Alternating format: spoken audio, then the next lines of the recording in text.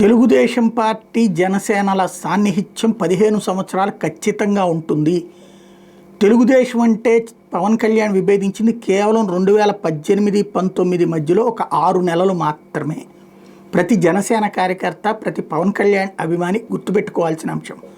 రాబోయే 15 ఏళ్ల పాటు తెలుగుదేశంతో కలిసి సాగడమే అక్కడ ఆయన ఉద్దేశం. అలాగే తెలుగుదేశంలో ఉండి పవన్ కళ్యాణ్తో విభేదించే పిఠాపురం వర్మ లాంటి వాళ్ళు కూడా గుర్తుపెట్టుకోవాల్సిన చంద్రబాబు పవన్ కళ్యాణ్ల బంధం ఒక నాయకుడి కోసం, ఒక నియోజకవర్గం కోసం వదులుకోరు. ఎందుకంటే అధికారంలోకి మళ్ళీ రావడానికి తోడైనటువంటిది ఆయనే.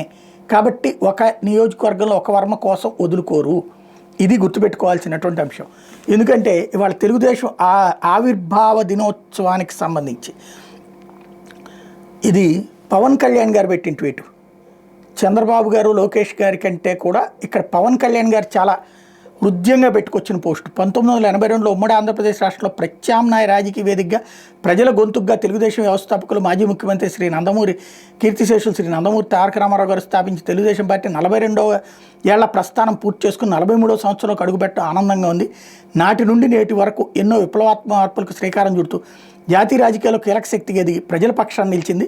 43వ ఆవిర్భావ దినోత్సవం సందర్భంగా తెలుగుదేశం పార్టీ జాతీయ అధ్యక్షులు చంద్రబాబు గారికి, జాతీయ కార్యదర్శి నారా లోకేష్ గారికి, రాష్ట్ర అధ్యక్షులు శ్రీ పల్లా శ్రీనివాసరావు గారికి, నాయకులకు, కార్యకర్తలకి 43వ ఆవిర్భావ దినోత్సవ శుభాకాంక్షలు తెలియజేస్తూ భవిష్యత్తులో మరింత నిబద్ధతతో ప్రజల పక్షాలు నిలబడాలని ఆకాంక్షిస్తున్నాను. ఇది తెలుగుదేశం పట్ల ఆయనకు ఉన్నటువంటి నిబద్ధత.